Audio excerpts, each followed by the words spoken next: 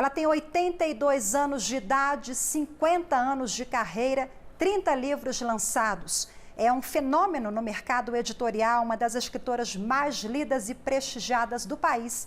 Eu estou falando de Lia Luft, a minha convidada do programa Iluminuras de hoje. Lia Luft nasceu no dia 15 de setembro de 1938 em Santa Cruz do Sul, no Rio Grande do Sul. Iniciou sua vida literária nos anos 60 como tradutora de literaturas em alemão e inglês. Lia já traduziu para o português mais de 100 livros, entre eles traduções de Virginia Woolf, Hermann Hesse, Doris Lessing. Seu primeiro romance, As Parceiras, foi lançado em 1980, mas foi com o livro Perdas e Ganhos, de 2003, que a obra de Lia se tornou conhecida nacionalmente. Os seus livros, em geral, contemplam mulheres como personagens principais, abordam temas familiares, dramas humanos, encontros e desencontros da vida, com um tom memorial e de reflexão. Você acompanha agora a primeira parte da entrevista com a escritora gaúcha Lia Luft. Prazer enorme, seja muito bem-vinda. Obrigada pela sua disponibilidade em conversar conosco. Imagina, imagina. Bom, Lia, você foi professora, se dedicou à tradução de importantes autores alemães, ingleses, traduziu para o português muita coisa. Sempre teve paixão pelos livros, pelas palavras, mas se considerava mais tradutora e demorou a publicar o primeiro livro? Na verdade, eu comecei a traduzir muito cedo, com 20 e poucos anos, para grandes editoras aí do Rio de São Paulo, e lecionei linguística durante uns anos, mas não era a minha vocação, né? Eu gostava de bater papo com os alunos, mas essa coisa de reunião de departamento e tal, eu achava... Lecionei 10 anos, mas não era a minha profissão. E comecei publicando cedo também, com 20 e poucos anos, livros, dois de poesia, um de crônicas, que eu fazia crônica no Correio do Povo aqui. Crônica fiz desde jovenzinha também. E eu não me considerava escritora ainda, né? Tinha 3 livros publicados, mas mais restritos ao Rio Grande do Sul, muita tradução. E só com 40 anos eu publiquei meu primeiro romance. Pela Nova Fronteira, hoje está tudo com a Record, já faz anos, chamado As Parceiras.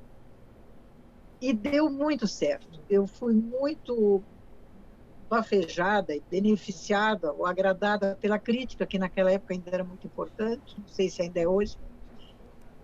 Vendeu muito. E me lembro que aí eu comecei a achar que eu era realmente uma escritora. Então, quando eu chegava no hotel, me registrava, eu não botava mais professora, eu botava escritora. Era uma coisa bem infantil, assim. Me lembro que o editor me ligou, dizendo, olha, Lia, terminaram os primeiros 5.000, aí fizeram mais 10.000, foi. E eu imaginava, assim, um povoado de 10.000 pessoas, todo mundo pegando o meu romance e lendo. E, de repente, senti, bom, eu nasci para fazer isso. Então, eu já era mãe de família, já tinha 3 filhos pré-adolescentes, era professora, mas eu acho que sempre quis ser escritora, mas nunca pensei que eu poderia, porque, na verdade, eu sou prolixa para falar, mas eu sou lacônica para escrever, meus livros são pequenos, sei lá. Bom, aí eu tinha me encontrado e aí foi saindo um romance atrás do outro. Que bom, então você citou aí de 10.000, mais 5.000, enfim, a tiragem foi aumentando, então 1 milhão de livros, você jamais imaginava? Não, nunca imaginei nada, eu nunca imaginava nada. Na verdade, o que vendeu muito esse foi o Perdas e Ganhos, que é um livro de 2002, 2003. Esse vendeu no Brasil 1 milhão, é uma coisa de louco. Os outros vendem bem, os livros estão todos com 20, 30 edições. Mas o Perdas e Ganhos foi muito engraçado, porque a minha agente literária no Rio, Lúcia Riff, eu ia muito ao Rio e toda vez ela vinha tomar café da manhã comigo no meu hotel, na beira do mar. E um dia ela me disse, olha, Luciana, da Record, quer muito comprar a tua obra toda. Então, eu digo, mas é muito livro já. Enfim, acabou saindo do negócio, porque a Siciliano de São Paulo, onde naquela época eu estava fechando literatura, uma coisa assim. E aí eu tinha um livro inédito que eu tinha acabado de fazer, que não era nem romance, nem crônica. Era, para mim, um jeito novo de falar com o meu leitor, porque eu já tinha vários romances publicados. E chamava-se Perdas e Ganhos. E me lembro que mostrei, eu nunca mostro nada para ninguém, eu sou muito fechada, ou por tímida, ou por arrogante, não sei. Mostrei para o meu filho mais moço, que é filósofo, também tem obra publicada e tal, e ele disse: mãe, você não sabe o que você tem aí, eu acho que o público vai adorar esse livro. Bom, que bom.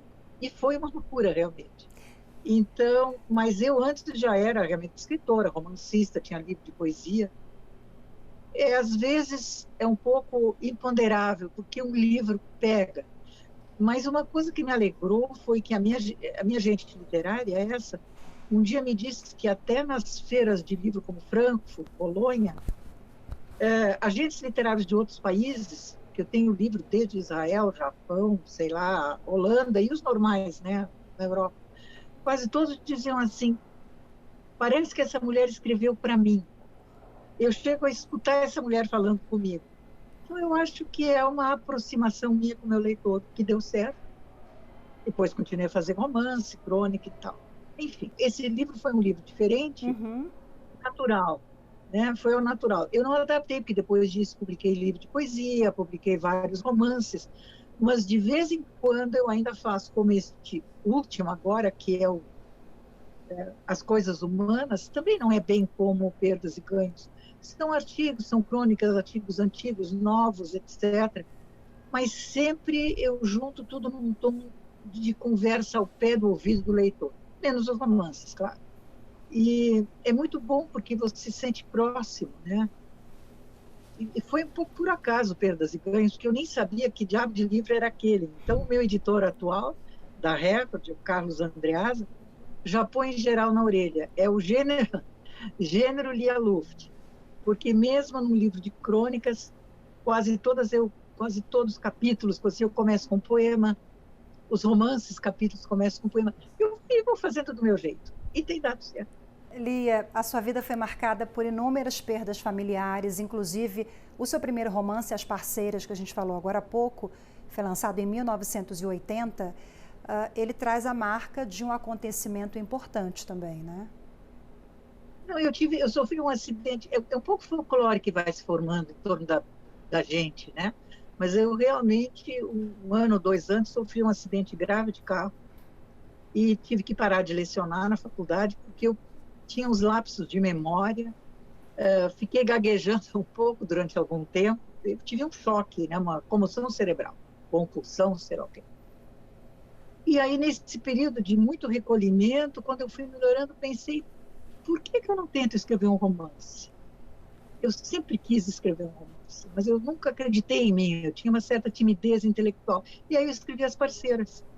E aprendi a fazer as coisas com uma completa liberdade. Quando você faz sua obra de arte, você tem que estar livre. Não vai pensar no crítico, na moda, no não sei o quê, no que as pessoas querem ou não querem. Você é livre. Eu sou livre. E deu certo, e bom, foi isso, né? Mas não houve, assim, uma desgraça na minha vida. Eu tive um acidente de carro. Qual foi a história contada?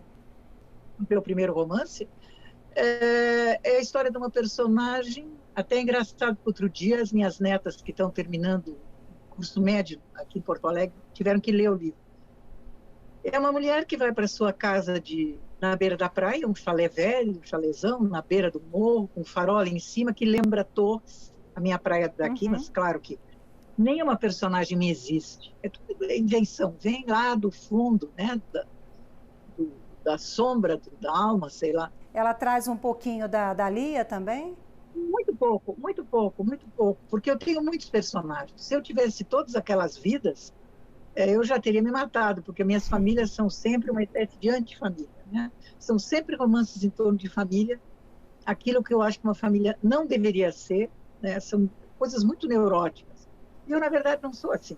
Não sou, eu tive uma vida de família, de criança muito boa, muito alegre, mas eu tinha muita imaginação. E então eu tinha muito medo de umas bobagens assim que não eram nada para as pessoas, para mim eram. Depois eu vim morar em Porto Alegre, primeiro casamento com o professor Louvre, 3 filhos. Então nunca tive uma vida trágica. Tive assim a perda do meu pai quando eu tinha 35 anos, foi importante. Enfim, depois me separei, casei com ele Pellegrino, aí ele morreu, foi realmente um golpe. Voltei para Porto Alegre, fiquei 6 anos sem escrever, só traduzindo. Depois escrevi A Sentinela, mas nesse meio tempo, vários romances, poesia, são já acho que 31 livros, sei lá. É demais, eu digo. Então, eu acho que não tem nada de autobiográfico, a não ser um livro de poemas chamado O Lado Fatal. E tem um outro livro que não é muito conhecido, que eu gosto, não quer dizer que seja um bom livro, eu gosto dele, que se chama Mar de Dentro. Esse é um livro de alguns anos atrás, está tudo na Record, e eles são memórias minhas desde os 2 anos e meio, 3, até os 11, 12 anos. Então, toda a minha infância, minha pré-adolescência, ali está a raiz de tudo que eu fiz de literatura, né? Mas porque os meus personagens são muito sofridos e eu digo sempre que eu tenho um olho alegre que vive, eu não sou uma presença triste, sombria, e tenho um olho triste que escreve, que é o meu lado mais contemplativo. E realmente, há 3 anos atrás, eu perdi um filho, muito amado, como os outros 2, só eram 3. E aí foi... Não existe nada parecido do que a dor de uma mãe que perde um filho. Ele era um homem lindo, grande, super grande profissional, estava trabalhando na África com a mulher dele, administrando fazendas, e veio para Floripa, onde ele residia. Ele adorava surfar e morreu surfando, morreu no mar. E depois de muito tempo que eu comecei de novo a funcionar, porque eu fiquei quase catatônica. É a maior dor do mundo, e eu digo sempre, para uma mãe que perdeu um filho, todos os outros dias da vida dela vão ser o dia em que ela perdeu um filho. Mas depois a gente se recupera, tem os outros filhos, os netos, o companheiro, a vida, né? Então, hoje eu já estou funcionando direito. Já faz 3 anos e eu então publiquei esse livro, As Coisas Humanas, que é o meu último, mais recente, em que eu escrevo várias crônicas, pego crônicas antigas e conto algumas coisas de quando ele era menino, os outros filhos eram meninos. Então eu misturo um pouco o sério, o triste com o alegre, porque assim é a vida, né? Olia, como é que foi revisitar essas memórias? Você esperou esse tempo, durante 3 anos, você achou que você já estava preparada? Como é que foi esse processo de criação? Não, na verdade, o livro já saiu há mais tempo, ele saiu há 1 ano. E aí, quando ele saiu, eu tive um infarto. Então, não pude fazer todo aquele ritual de viajar pelo Brasil, fazer noite de autógrafo, palestras, leituras. Ele não teve nada. Mas está indo As Coisas Humanas. Ele não é um livro que saiu agora, ele saiu faz um ano que saiu. Mas aí eu fiquei doente, mas eu estou bem agora, estou ótima e tal. Não foi um infarto devastador nem nada, mas... Então, e agora estou aqui presa já há 8 meses, confinada que nem uma monja cisterciense, porque devido à idade, 82 anos, e a saúde não me deixam sair de casa praticamente. Ainda bem que eu gosto de ler, de escrever. Eu moro numa cobertura no andar de cima, inventei um ateliê onde eu pinto. A família quase não vem, todo mundo morre de medo de pegar o tal do Covid, e eu realmente me cuido bastante. Que continue se cuidando, fica quietinha aí. Aproveita para escrever, né? Né? E é um período muito angustiante, porque toda a dor do mundo, no fundo, você sente, né? As diversas, você vê, por exemplo, pela televisão, Londres, Paris, Roma, cidades que você andou, que você ama, Veneza, tudo deserto, as pessoas nas ruas reclamando. É um momento muito difícil no planeta. Isso, de certa forma, também não te deixa muito feliz, né? Mas tenho alguma esperança com uma vacina, vamos ver. E as pessoas não estão se cuidando, isso é uma coisa louca, né? As pessoas vão para a praia, vão para as baladas, vão para os bares, todo mundo sem máscara. É interessante a negação, né? E se você nega o perigo, você não se cuida, e daí, então, agora, pelo menos aqui em Porto Alegre, onde nós temos grandes, excelentes hospitais, com as UTIs lotadas. O programa faz agora um breve intervalo, daqui a pouco tem mais um trecho da entrevista com a escritora Lia Luft. Até já.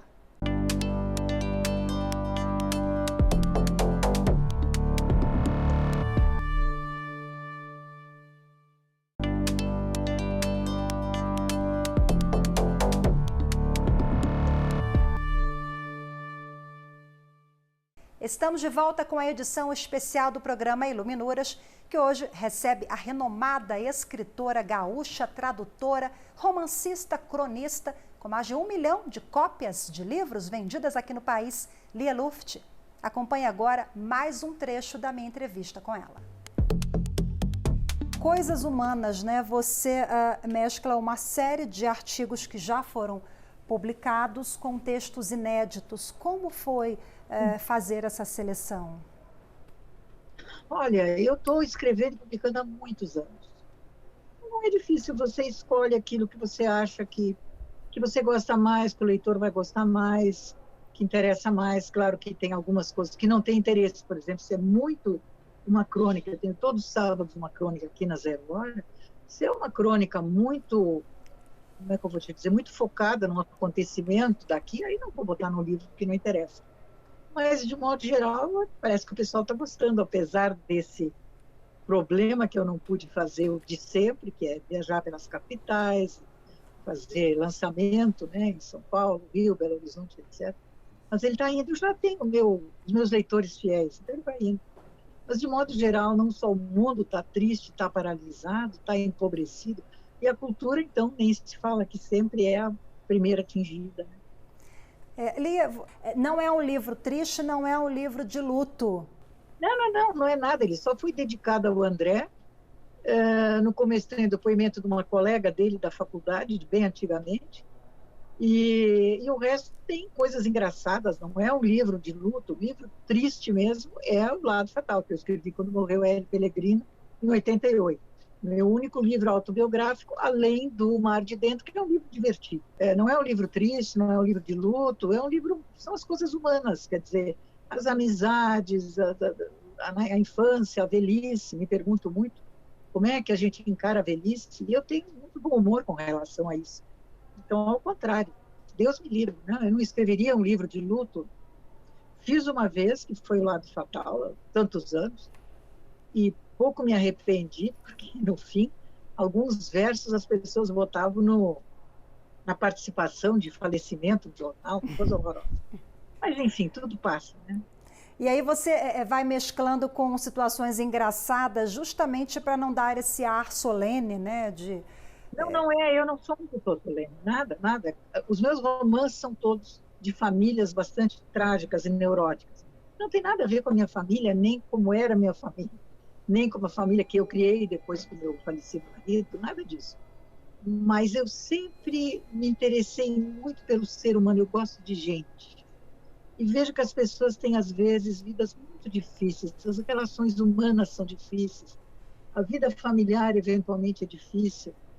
Então, eu vou perseguindo um pouco esses fantasmas, né, que todo mundo tem, e vou inventando romances, mas não há ninguém inteiro que eu conheci que esteja num romance meu. Não faria uma maldade dessas, não tem. Tudo invenções, a minha imaginação, na verdade, é o meu lado forte. E isso eu descobri quando eu escrevi o primeiro romance. Porque antes eu tinha feito mestrado de literatura, mestrado de linguística, lecionava linguística, mas eu não era feliz fazendo essas coisas. Fazia. E quando eu escrevi o primeiro romance e deu certo, eu descobri que a minha imaginação poderosa, desde criança, não era minha fraqueza, porque eu não tenho espírito científico. Podia ser a minha força, e aí comecei a escrever romance. Aí descobri que eu tinha nascido para isso. E como é que é o seu processo de criação? Você passa quanto tempo, em média, escrevendo um livro? Em geral, meio ano, mais ou menos. Mas são personagens que, às vezes, eu estou pensando meses antes, anos antes. Né? Eu fico muito quieta, assim, sou muito contemplativa, eu fico muito quieta, horas, às vezes, com a televisão ligada, ou com um livro no colo, e olhando. Eu moro diante de um parque muito grande, e também temos uma casinha em Gramado, na serra, no meio do mato, e fico quieta, assim, gosto de ficar quieta, que eu sei que as coisas estão se fazendo dentro de mim, e de vez em quando aparece um personagem que fala, oi, estou aqui. E aí, se ele me interessa, se eu me apaixono por essa figura, aí eu vou inventando o seu entorno, que em geral é uma família, tá? Porque esse tema me interessa muito. Né? Bom, os vínculos familiares, eles permeiam, de fato, as suas obras, né? Mas, sobretudo, os dramas, os mal-entendidos, os Eu acho conflitos. que sim. O muito trágico ou dramático, às vezes, é na vida cotidiana, você vê o que te contam.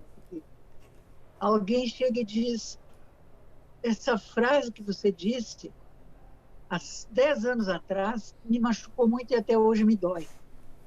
E você diz, não me lembro de ter falado isso. Eu não uso essas palavras.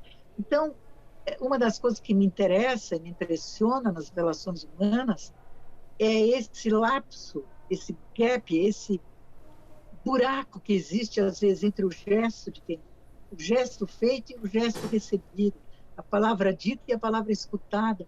Então, tantos sofrimentos humanos nascem de mal-entendidos. Esse é um assunto muito interessante na vida familiar. Você não acha, não? Com certeza, e a matéria-prima para escritor, né?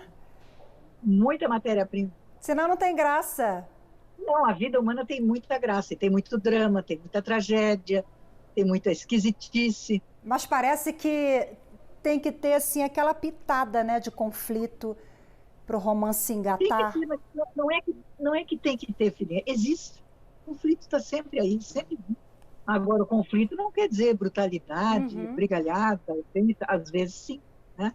Há famílias em que existe ou muito frio, muita frieza, ou muita violência, até física. Mas o conflito faz parte da vida humana. Não é que tem que ter conflito. Existe. Qualquer bobagem pode machucar uma pessoa, ou as pessoas se desencontram, ou alguém que morre, alguém que vai embora, sei lá, um caso de amor que dá errado. Né? Você ia falar da sua tia? A vida, como é que é? Você ia citar a sua tia, algum exemplo familiar? Eu tive uma tia que morreu há muitos anos, depois que saiu meu segundo, terceiro romance, e eu sou fisicamente muito parecida com ela, muito parecida. Ela era uma pessoa muito querida, mas ela, antes de morrer, deixou um bilhete. Ela não morava aqui, dizendo que eu era proibida de ir no velório dela, porque no romance eu tinha revelado os segredos dela. E eu até hoje não sei o que é. Eu não sei quais foram. Então, são coisas engraçadas. Provavelmente algum desses assuntos ruins, ou tristes, ou trágicos, fizeram parte da vida dela, do casamento dela, mas eu não sabia. Então, são coisas muito interessantes. Você é uma muito ficcionista, antes de tudo, mas as Eu pessoas... sou uma ficcionista. Eu sou uma romancista, mas também tenho vários livros de poesia, né? Que eu gosto das palavras. Desde criança, eu me lembro que eu ficava, às vezes, repetindo palavras para mim que eu achava bonitas, como se fossem caramelos, né? Pedrinhas coloridas. Eu me lembro que um dia eu cheguei em casa, eu devia estar no primeiro ano da escola, eu aprendi a ler muito cedo, e eu disse, nesse livro de textos de criança, tinha uma frase que eu não esqueci, tu vê que isso deve fazer mais de 70 anos, né? Estava escrito assim: as gotas de orvalho cintilavam nas pétalas das açucenas. Cheguei em casa delirando, digo, mãe, eu quero me chamar Açucena. Não dá para mudar teu nome, meu filho. Teu nome é tão sem graça, Lia, que nome besta, eu quero me chamar Açucena. Então, eu sempre tive a paixão pela palavra e pelos livros. A minha cama de menina no meu quarto, em casa, era embutida em prateleiras. E eu sofria de insônia. Minha mãe dizia bobagem. Minha mãe era uma pessoa muito bacana, uma pessoa muito prática. Criança não tem insônia. Mas eu sofria de insônia de vez em quando, lá com 8, 9, 10 anos, então eu punha na frente da fresta da minha porta uma roupa, qualquer um casaco, uma toalha, e acendia a luz do meu abajur, estendia a mão, estavam lá meus amigos livres, ficava lendo a madrugada inteira às vezes. Era uma paixão, eu nasci com a paixão pela palavra, pelos livros, pelas histórias, pelas pessoas, por isso que eu sou uma escritora. Você cresceu numa família de leitores? Sim, meu pai era advogado, era juiz, tinha uma biblioteca, depois ajudou a fundar uma faculdade de Direito, onde foi diretor e professor até morrer, e ele era um grande leitor, tinha uma biblioteca imensa de livros de direito e também de literatura, em italiano, francês, espanhol, alemão, muita coisa em alemão, Na sala havia 2 prateleiras dos 2 lados da lareira, que era a biblioteca da minha mãe. As minhas 2 avós, quando não estavam na cozinha ou fazendo qualquer coisa no jardim, estavam sempre lendo. Era um hábito de casa. E eu digo sempre que nós vamos ser um país civilizado, ter uma educação razoável, quando em todas as casas o livro for um objeto tão cotidiano como o pão, manteiga e o café na mesa. Então, fazia parte da nossa casa, da nossa cultura, sei lá, mas assim, sem, como é que eu vou dizer, nenhuma soberba. Nós lemos, não, todo mundo lia. Né? Meus amigos brincavam, a lia em casa só lia, não, sabe, bobagem. Deve vir na cesta básica do brasileiro, então? Sim, devia fazer parte da cesta básica do brasileiro, primeiro saber ler. Nunca mais assinar um documento que ele não pôde ler e entender. E terceiro, ter um livro. Agora está tudo tão complicado, as livrarias fecharam. O momento agora é um momento de, sei lá, um lapso estranho, né, no universo, no mundo, quer dizer, no planeta. Mas, normalmente, as pessoas de todas as cidades deviam ter boas bibliotecas, as escolas têm. Enfim, é porque o livro, né, é uma janela. Eu sei que parece um clichê bobo, né? O livro é uma janela para o mundo, mas é janela, porta. Hoje ficamos por aqui. Lembrando que na próxima semana tem mais uma edição especial do programa Iluminuras com a escritora Lia Luft. Você vai acompanhar a segunda parte da entrevista. Até lá!